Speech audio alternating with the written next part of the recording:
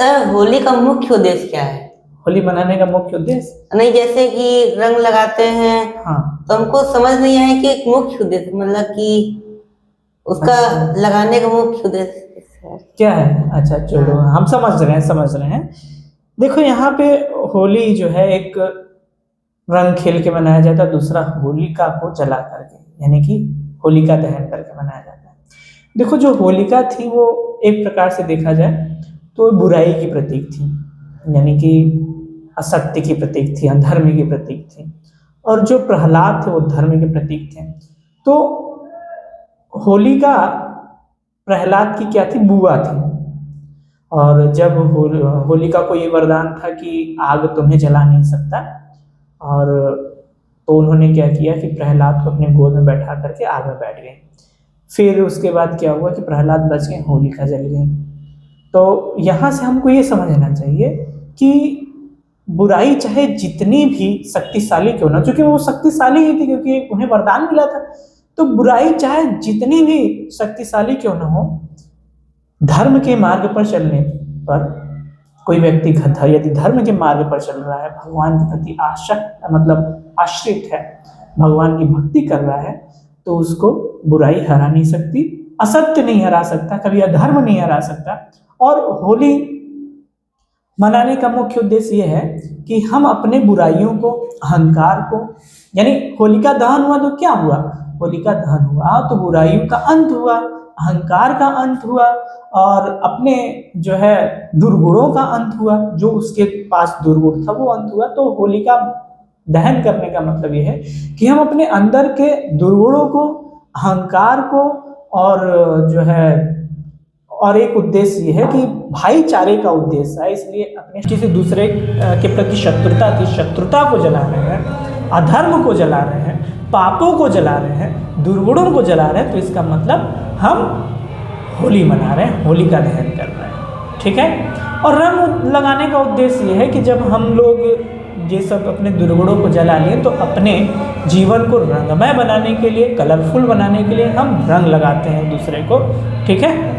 तो समझ में आ रहा है? तो हम क्या करते हैं, एक दूसरे को रंग लगाते हैं ताकि सबका जीवन रंगमय हो जाए, कलरफुल हो जाए, अच्छे तरीके से सब लोग रहें, क्योंकि अब तो दुर्गुणों का सबका नाश हो गया है।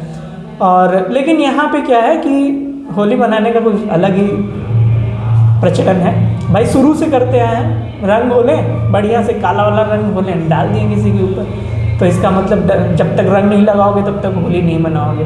तो भाई ये तो करना है कि रंग वगैरह लगाना, लेकिन मेन उद्देश्य क्या है कि हम अपने दुर्गुणों को जलाएं, अपने जीवन को कलरफुल बनाएं, धर्म के मार्ग पर चलें। यानी हम प्रहलाद से सीखें, प्रहलाद जी से सीखें कि धर्म के मार्ग पर चलें। धर्म के मार्ग पर चलने वाला व्यक्ति असत्य से, अधर्म से कभी पराजित नहीं हो सकता, चाहे अधर्म असत्य चाहे जितना बलिष्ठ क्यों ना हो, ठीक है। हम धर्म पे चलें, हम ईश्वर की भक्ति करें, हम अपना काम भी कायदे से करते रहें, तो ये सब हमको सीखना चाहिए।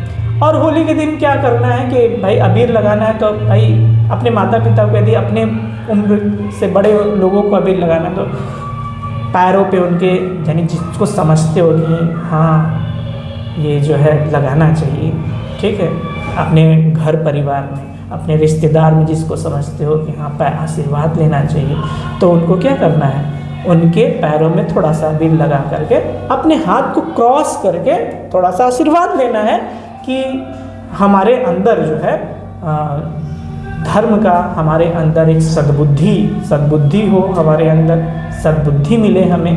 तो ये सब बड़े लोगों से आशीर्वाद लेना चाहिए, ठीक है। कैसे? अपने हाथ को क्रॉस करके, पैरों को छू करके, अपने आँख पे लगा करके, फिर चेस्ट पे लगा करके आशीर्वाद लेना चाहिए।